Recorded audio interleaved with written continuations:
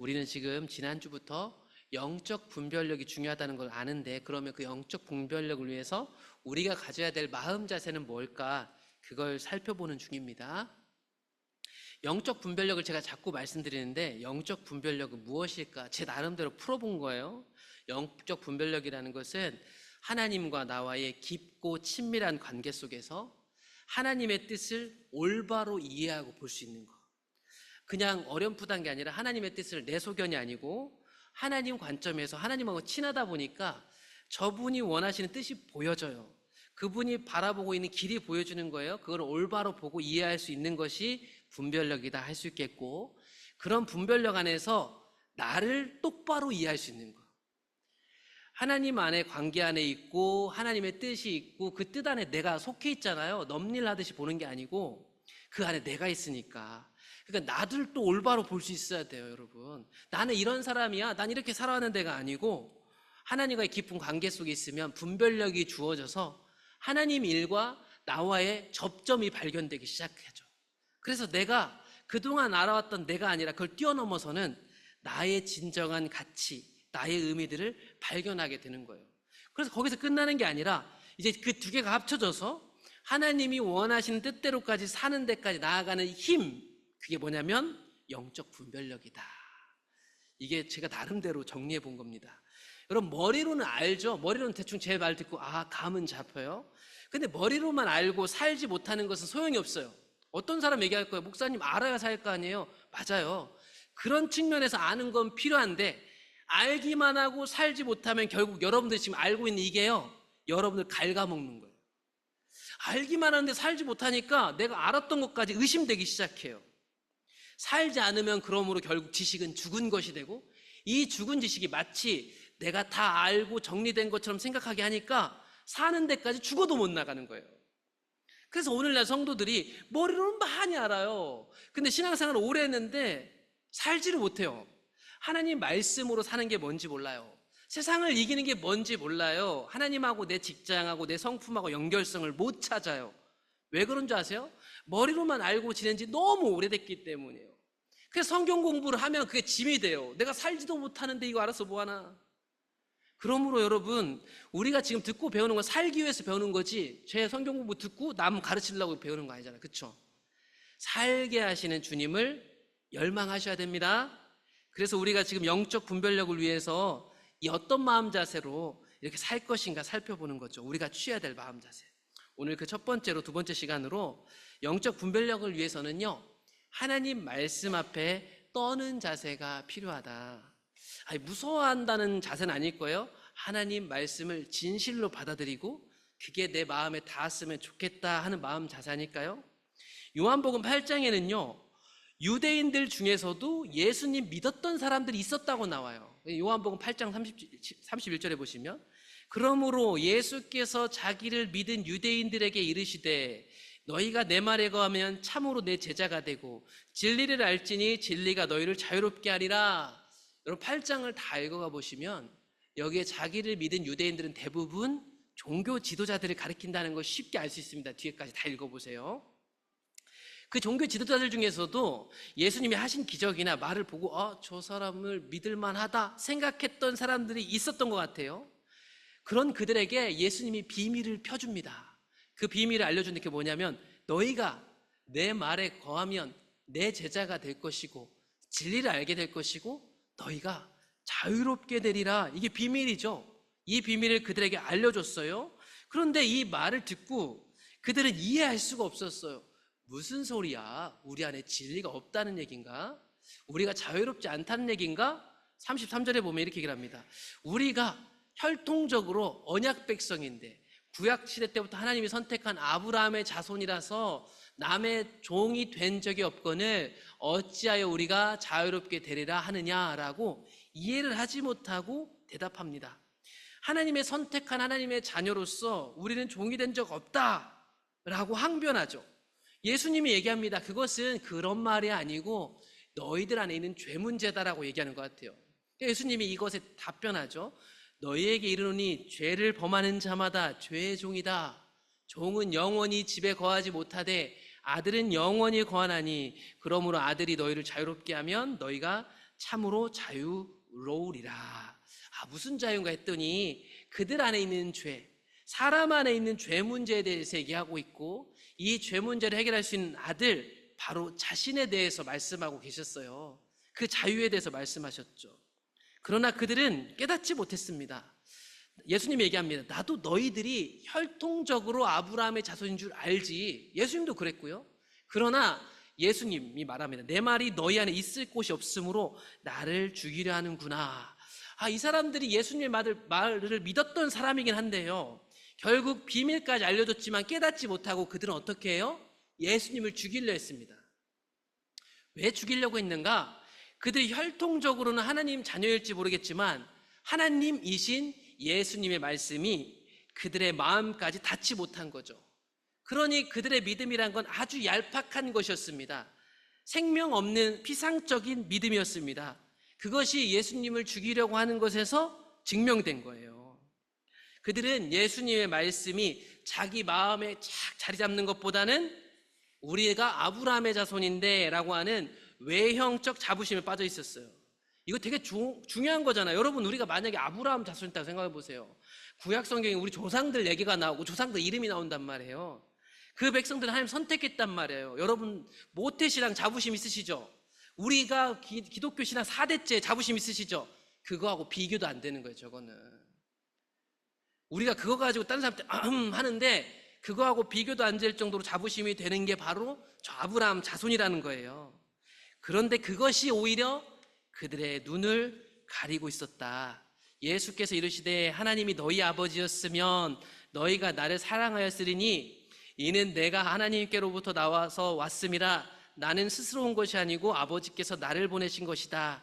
이 말이 뭐냐면, 하나님이 너희 아버지였다라면 이란 뜻은 뭐냐면, 너희들이 아브라함 자손이어서 하나님이 선택한 민족이라고 하는데 니네들이 진짜 하나님이 선택한 민족이었으면 그 하나님인 나를, 아버지가 나를 보냈으니 나를 사랑하였을 텐데 라고 얘기하고 있습니다. 그들은 성경을 통해서 자신들이 언약 백성이라는 것도 알고 지식도 많았지만 자기 눈앞에 나타난 하나님을 못 알아봤어요. 여러분, 그 하나님을 누가 알아볼 수 있었겠어요? 이렇게 얘기하실지 모르겠지만 최소한 말씀으로 사는 사람들은 이런 일들이 하나님께로부터 왔다는 것을 자연스럽게 감각하고 감지했어요. 그런데 내가 아브라함 자손이라는 혈통적 우월감에 빠진 율법주의자들은 예수님이 오셔서 하나님만 하실 수 있는 일들을 이루어졌지만 그들은 그것을 거부했다. 여러분, 만약에 오늘날에 우리 앞에 하나님이 보내신 예수님이 있다면 여러분들 같으면 어떠실 것 같으세요? 여러분들은 나는 이분이 예수님인 걸 바로 단박에 알아보실 수 있을 것 같으세요? 마태복음 25장에 가보면 우리가 살고 있는 현세에 예수님이 위장하고 아멘 감찰을 하는 것처럼 볼 수 있는 구절이 나오죠. 마태복음 25장에 가보면 양과 염소의 비유를 말씀하시면서 예수님이 자기와 지극히 작은 사람 한 사람을 같은 사람 취급해 주시는 이야기가 나오죠. 다 아시는 내용이라 여기 구절만 갖고 왔습니다. 그래서 그 심판 때에 임금이 이렇게 얘기를 한대요. 이 지극히 작은 자, 감옥에 갇힌 자, 가난한 자, 헐받은 자, 이 사람들에게 하지 아니한 것이 곧 내게 하지 아니한 것이다. 그들은 영벌에, 그들을 돌본 그들은, 의인들은 영생에 들어간다. 그러므로 여러분, 이게 남 얘기 저기 멀리 예수님 시대 때 유대인들 얘기가 아니고 오늘날 우리 얘기이기도 합니다. 여러분, 여기 지극히 작은 자라고 하니까 오늘날 교회 안에서는 이 말을 되게 축소시켜가지고 가난한 사람, 불쌍한 사람, 선교지 이거를 생각해서 그 사람들한테 헌금 보내고 내가 그 사람들한테 잘해주면 지극히 작은 자에게 했다라고 생각해요. 그런데 그건 너무 편협한 거고요. 지극히 작은 자는 내 옆에서 직접적인 나와 연관성이 있는 헐벗은 자, 고통당하는 자예요. 내 옆에 있는 헐벗고 고통당한 자를 돌보지 않으면서 저 멀리 있는 사람한테 나하고 거리감이 멀리 떨어져 있어서 부담감도 적고, 그러나 그 사람을 도우면 이 내적 효과는 높아지는 그런 봉사들을 하면서 사람들이 저 지극히 작은 자한테 봉사해요. 저기 어디에 3만 원도 보내고요. 어디에 2만 원도 보내고요. 이렇게 생각하는 사람이 너무 많아요. 여러분, 지극히 작은 자는 여러분 가정 안에 있고요. 우리 교회 안에 있고요. 여러분 일터에 있어요. 그 사람하고 예수님을 동일시해 준대요. 우리는 우리 일터와 교회와 가정에 계신 예수님을 어떻게 대하고 계세요? 그 사람 가운데 일하고 계신 하나님의 일을 보고 있는가? 교회를 다니고 모태신앙이고 목사인 우리가 그것을 정말 보고 있을까 생각해 봐야 돼요. 그러면 그들이 아브라함 자손이 아니면 누구일까? 요한복음 8장에 예수님이 이렇게 얘기를 합니다. 너희들은 사실 아브라함 자손이 아니고 마귀에게 난 것이다. 그들은 혈통적으로 아브라함 자손이라고 자부했는데 그들은 저는 모태신앙이에요 라고 얘기했는데 아니 너 모태신앙 아니야. 너의 아버지는 마귀란다. 너무 말이 심하지 않아요? 그럼 마귀가 하는 일이 뭘까요? 마귀의 특성이 나오니까 다른 사람보다 당신은 마귀 자식이 할 건 아니고요. 이 마귀의 특징을 보자고요. 마귀는 이런 겁니다. 너희 아버지 욕심대로 행하는 게 마귀의 행각입니다. 그걸 따라하는 게 마귀 아들로서의 삶이죠. 마귀는 어떤 사람이에요? 살인한 자요. 다른 사람을 죽입니다. 다른 사람을 고통스럽게 해요. 진리가 그 속에 없어요. 하나님 말씀이 거할 곳이 없는 거예요. 우리 앞에서 봤잖아요. 이 사람들 하나님 말씀이 거할 곳이 없도다 예수님이 얘기했죠. 이게 말씀을 많이 듣죠. 이 사람들 성경 공부도 많이 해서요. 성경 시험으로 보면 아마 예수님보다 시험 점수는 더 잘 맞았을걸요. 몇 장 몇 절 해가지고 막 가로놓기 하면. 그런데 그 말씀이 진리가 돼서 그 사람 안에 없는 거예요. 그러니까 그 진리가 하나님 말씀이 공부를 했는데 사라지지 않는 거예요. 그 진리가 나를 움직이지 않는 거죠. 그냥 그건 말인 거예요. 말뿐인 거예요. 그러니까 능력이 없어요. 대신 말을 많이 하는데 그것도 사실 다 거짓말이에요. 거짓말. 그 거짓말이 뭐냐면 없는 말이 아니고 다 자기 소견인 거예요. 자기 소견. 성경을 많이 읽고 공부도 많이 하고 봉사도 많이 했는데 욕심쟁이들이에요. 다른 사람을 죽여요. 그리고 말씀이 움직이지 못해요. 삶을. 그리고 그 말씀을 이용해서 자기 소견으로 말씀은 이런 거지 나름대로 다 기준을 갖고 자기 소견에 따라 살아요. 그게 뭐예요? 마귀 자식들의 특징이에요. 마귀가 그렇게 살아왔으니까. 바울 선교사님은 마귀가 이런 행각을 해가지고 우리 마음에 엄청난 견고한 성을 쌓는다고 얘기해요. 그래서 고린도 교회에 바울 선교사님이 이렇게 얘기를 해요. 우리의 싸우는 무기는 육신에 속한 것이 아닙니다. 오직 어떠한 견고한 진도 무너뜨리는 하나님의 능력이라 모든 이론을 무너뜨리며 하나님 아는 것을 대적하여 높아진 것을 다 무너뜨리고 모든 생각을 사로잡아 그리스도께 복종하게 합니다. 여러분 이 말 잘 들어보시면 우리 마음에 뭐가 있는 줄 아세요? 하나님을 알고 사랑하는 것을 못하게 하는 나의 어떠한 딱딱하고 빈틈도 없는 엄청난 장벽이 있다는 거예요. 장벽. 하나님의 능력은 이걸 무너뜨리는 거예요. 이게 무너지지 않으면 알 수가 없는 거죠. 여러분 우리 안에 이게 다 있어요. 바울 선교사는 우리 마음에 있는 이 싸움을 잘 알고 있었어요. 마귀가 끊임없이 우리에게 속삭여서 이 견고한 진을 더 단단하게 빈틈없이 만들어내요. 이게 교만이죠. 교만. 하나님의 능력, 하나님을 아는 것들이 들어오지 못하게 내 소견, 내 경험, 내 전통이 진영을 만들고 벽을 쌓고 높아지죠. 그것이 내 특급 변호사 역할을 해서 조금이라도 내 견고한 진의 틈을 내려고 하면 변호사, 마귀가 나타나가지고 나를 뒷받침하기 시작합니다. 그래서 이사야는 첫 번째로 그 자세에서 본 것처럼 66장에서 하나님이 돌보는 사람, 하나님 백성의 특징을 말하면서 이렇게 얘기해요. 무릇 마음이 가난하고 심령에 통회하고 하나님 말씀을 듣고 떠는 사람을 내가 돌본다. 여러분 하나님 말씀을 듣고 떨리시는가요? 하나님 말씀을 듣고 그 말씀이 내 견고한 진하고 부딪혀가지고 산산조각 나는 그 현장 속에 계신가요? 아니면 그것을 튕겨내는 마음 자세를 갖고 있는가요? 한번 살펴볼 필요가 있다. 그게 영적 분별력에서 필요한 자세다. 하나님의 말씀 앞에 떤다는 것은 돌아올 수 없는 길을 간다는 의미이기도 합니다. 그러니까 지금은 내 상황이 그래요 목사님, 내가 지금은 그렇게 하면 사람들이 이상하게 생각할 거, 이런 생각 자체가 여기에 틈에 들어올 수 없이 각오와 결단으로 이전으로 돌아갈 수 없다는 자세로 말씀을 대하는 것이 하나님 말씀 앞에 떠는 자세예요.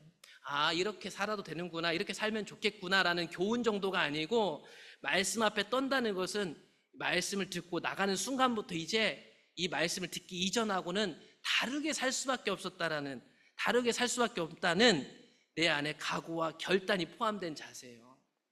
그래서 하나님 말씀 앞에 떠는 자세는 하나님 말씀이 그렇기 때문에 다른 선택의 여지가 없는 길을 가는 거예요. 조금도 내 틈을 만들지 말고, 내 이 조그만 구멍을 만들지 말고, 하나님 말씀이 그러하니까 그 앞에 서는 거예요. 서는 거.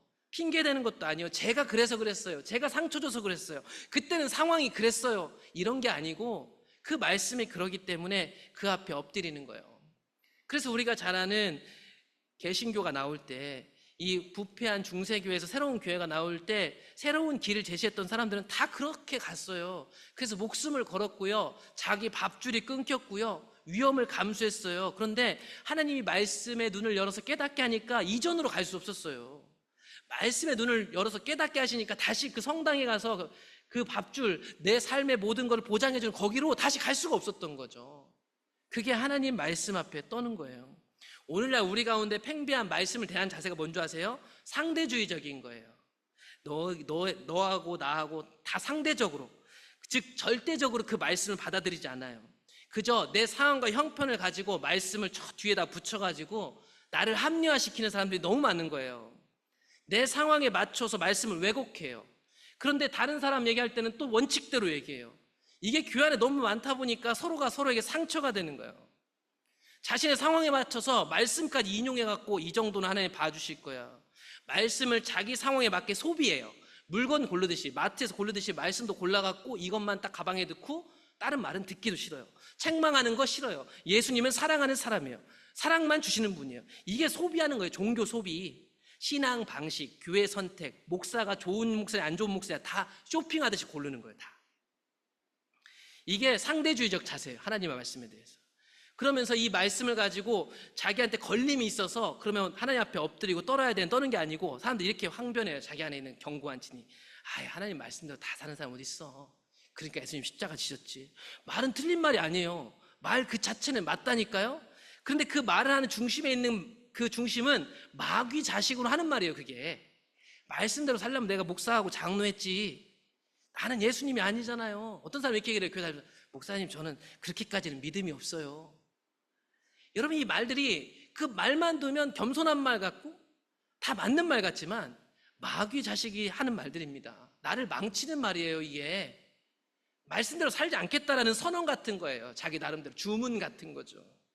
또다시 세상으로 가서 자기 마음대로 사는데 삶이 나아지지 않는 거예요. 고통스러운 거예요. 먹고 살만한데 왜 이렇게 고통스러운 거예요? 먹고 살만하는데 왜 이렇게, 교회도 먹고 살만한데 왜 이렇게 힘든 거예요? 우리가 서로 뭔가 근본적으로 문제가 있는 거죠. 다시 요한복음 8장으로 돌아오면 유대인들이 예수님이 하시는 하나님의 말씀 듣지 아니한 핵심적인 이유는 율법적인 자세 때문일 거예요. 율법주의적인 사고. 하나님께 속하지 않았기 때문에 몰랐고, 하나님께 속하지 않은 사람은 하나님의 말씀을 들을 수도 없고, 말씀을 들었지만 그동안 그 말씀을 율법주의적 사고로 받아들였으니 그게 장애물이 되어 있던 거죠. 그래서 요한복음 8장에 가보면 하나님께 속한 자는 하나님의 말씀을 듣나니 너희가 듣지 아니하면 하나님께 속하지 아니하였습니다. 그들이 왜 이랬는가? 하나님께 속하지 않았기 때문에 하나님의 말씀을 듣지 못했다. 그런데 그들이 그렇게 살 수밖에 없었던 건 앞에서 말씀드렸듯이 그들이 아브라함 후손이라는 강력한 배경을 가지고 있었고, 우리는 율법을 받은 민족이고 나는 율법을 가르치는 사람이다 라는 자부심이 깔려 있었습니다. 그러나 그들은 하나님께 속하지 않았고, 그러므로 말씀을 듣지도 못했고, 들었으나 깨닫지 못하는 사람들이었다. 요한복음 10장의 말을 빌려오면 그들의 정체는 예수님이 양이 아닌 사람이었다. 너희가 내 양이 아니므로 믿지 아니한도다. 내 양은 내 음성을 들으며 나는 그들을 알며 그들은 나를 따른다. 여러분, 믿지 못한다는 것은 그분을 모르는 거예요. 하나님이 뭐라고 하시는지 감을 잡아요. 그렇죠? 양이 우리 한국 사람 말 다 알아듣진 않을 거 아니에요. 여러분, 반려동물 키우시잖아요. 걔가 한국말 다 아는 건 아닐 거 아니에요. 근데 주인의 말을 알아듣잖아요. 말귀를. 마찬가지죠. 하나님이 우리가 이렇게 대화지 똑바로 다 매번 들려주지 않겠죠. 그러면 아마 미쳐버릴 거예요, 사람이. 그런데 분명한 건 하나님은 우리를 이끌어 가신다. 그분의 이끄심을 안다. 그분이 나를 안다. 그리고 나도 그분을 아니까 그분을 따라간다. 이게 신앙 아니에요? 여러분, 불안한 마음을 드리려는 게 아니에요. 우리 안에 예수님이 계시다는 확실한 믿음을 가지시라는 얘기예요. 우리 안에 계신 예수님은 우리에게 끊임없이 표현하신다는 거예요. 매번 표현해도 무딘 우리가 모를 수 있지만 분명한 것은 그분은 표현하신다. 그래서 성령으로 우리 안에 역사하신다. 그분은 우리에게 말씀하신다. 성경 공부가 아니고 이 말씀을 내 이야기가 되게 하신다. 그분이 우리를 아신다. 그래서 그분을 나도 알고 그분을 따라가는 것, 그건 이상한 것이 아니다. 그러므로 우리는 그분의 목소리를 들으려는 자세가 필요합니다.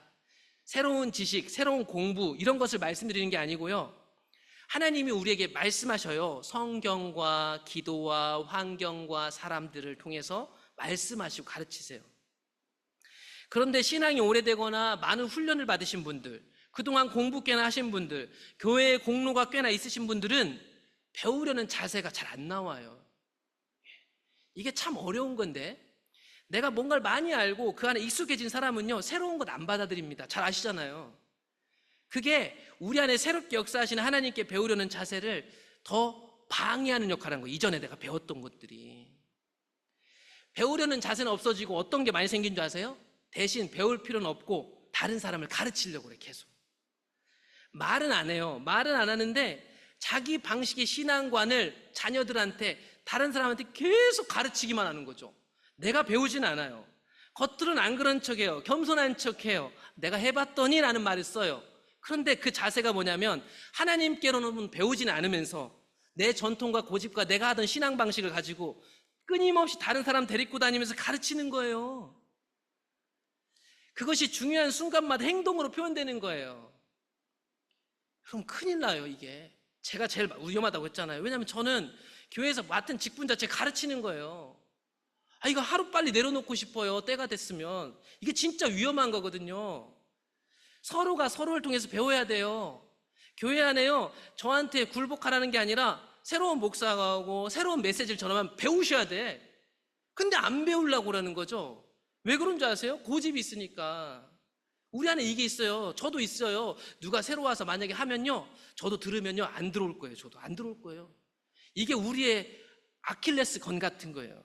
배우려는 자세가 시간이 지나면, 연수가 더하면 없어져요. 배우지 않는데, 하나님한테 듣지 않는데 가르치려고 하는 거예요. 그러므로 여러분, 배우고자 하는 자세를 가져야 돼요. 다른 사람한테 배워야 돼요. 나보다 연약한 성도들, 나보다 연약한 누군가가 날 괴롭게 하면 이 괴롭게 하는 상황과 환경 속에서 하나님이 날 뭘 가르치시나 배워야 돼요. 억울하고 화나도요, 거기서 배워야 돼요. 요한복음 9장을 제가 자주 인용하는데 그만큼 중요해요. 요한복음 1장에서 예수님은 자기를 빛이라고 했잖아요. 빛으로 오셔서 어둠을 깨닫게 하셨대요. 그것을 가장 극적으로 보여주는 게 요한복음 9장이잖아요. 날 때부터 맹인을 눈뜨게 하신 예수님, 여러 기적을 행하셨지만 내가 빛이다 라고 하셨던 예수님이 진짜 어둠 가운데 있는 사람을 빛을 보게 해주셨으니까 이 사건은 엄청난 비밀을 밝히는 기적이에요. 그런데 하필 이 사건이 이루어진 날이 안식일이었다니까요. 안식일. 말씀드렸듯이 유대인이셨던 예수님도 이날 이런 일 하면 저기 장로님, 목사님, 저 신학교 교수가 와서 나를 2단, 3단 하면서 뭐라고 할지 누구보다 잘 알고 있었다. 그런데 하나님이 그날 하기 원하셔서 한 거예요. 이것이 바리새인들 안에 있었던 견고한 진하고 부딪힌 거예요. 그래서 바리새인 중에 어떤 사람이 얘기하죠? 이 사람이 안식일을 지키지 아니하니 이 사람은 하나님께로부터 온 사람이 아니다라고 확정을 짓습니다. 바리새인들이 생각했을 때 그들의 전통, 그들이 배워온 신학, 그리고 오랫동안 우리가 해왔던 건 뭐냐면 안식일에는 요러요러한 정도 일은 하지 말자는 거였거든. 그러면 저 예수도 유대인인데 당연히 알지. 근데 하나님으로부터 왔다는데 그런 일을 한다고? 그런 사람은 제대로 된 목사일 리가 없어. 제대로 된 하나님의 사람일 리가 없어. 이것이 여러분 바리새인들 안에 있었던 견고한 진과 하나님의 일이 부딪혔을 때 나타나는 현상이었습니다. 배우려는 자세가 있었다면 안식일인데 이런 일이 왜 이루어졌을까? 맹인이 눈 뜬다는 거 일어날 수 없는 일인데 생각하고 배워야 되는데요, 배워지지가 않아요. 배우려는 자세 자체가 없어요. 즉각적으로 내 경험상 이거는 나쁜 목사들이 하는 거야, 이거는 말도 안 되는 거야, 이런 일은 하나님 절대 하실 일 없어, 확정 짓고 있잖아요. 그들이 갖고 있던 신앙관, 그 신앙으로 오랫동안 굳어진 전통, 하나님은 절대로 그렇게 안 하실 거라고 확신하는 모습들, 여러분 이게 오늘날 우리에게 없을까요? 이런 목사는 나쁜 목사, 이런 목사는 좋은 목사, 여러분 안에 다 있어요. 다. 이런 교회는 좋은 교회, 저런 교회는 나쁜 교회. 그게 뭔지 아세요? 견고한 진이죠. 견고한 진. 대신에 그동안 보지 못하고 평생을 살았던 맹인은 이 눈뜨고 살았으나 맹인과 같은 바리새인들과 전혀 다른 태도로 이 사건을 접합니다. 이런 눈먼 바리새인들에게 취조를 당하는 이 사람이 얘기하죠. 이 눈을 뜨게 된 맹인, 이제 맹인이 아니죠. 눈을 떴으니까. 이 사람이 자꾸 안식일에 이런 일을 하나님이 하실 일 없고 그러니 하나님 보낸 사람 아니다 이런 얘기하니까 얘기합니다. 이상하다.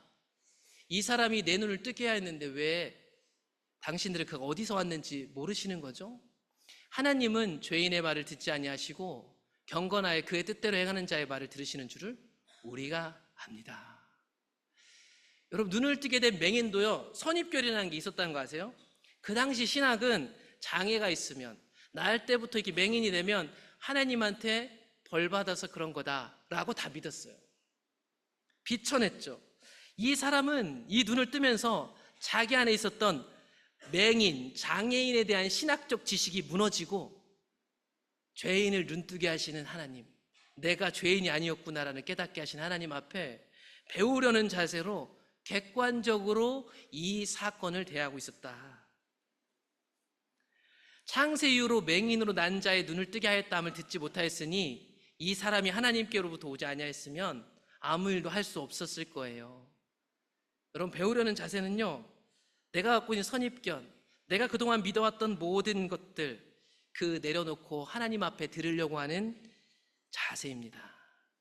이런 자세가 우리 안에 있을까 살펴볼 필요가 있어요. 영적 분별력을 위해서 또 필요한 자세는요, 사랑하는 마음이에요. 사랑하는 마음. 원수 사랑하는 거. 여러분 잘 생각해 보시면 원수가 주로 누가 되냐면 여러분 남편을 보통 원수라고 불러요. 여러분 자녀들을 왼수라고 부릅니다.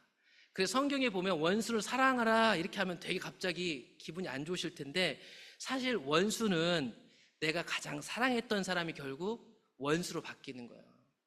내가 가장 사랑했던 사람, 나하고 가까웠던 사람, 나에게 조금 관계가 있었던 사람이 원수로 변한다는 것은 지옥에서 사는 거하고 똑같은 거예요. 그러므로 영적 분별력을 위해서, 하나님과 관계를 위해서는요, 하나님 백성을 서로 사랑하는 마음이 필요합니다.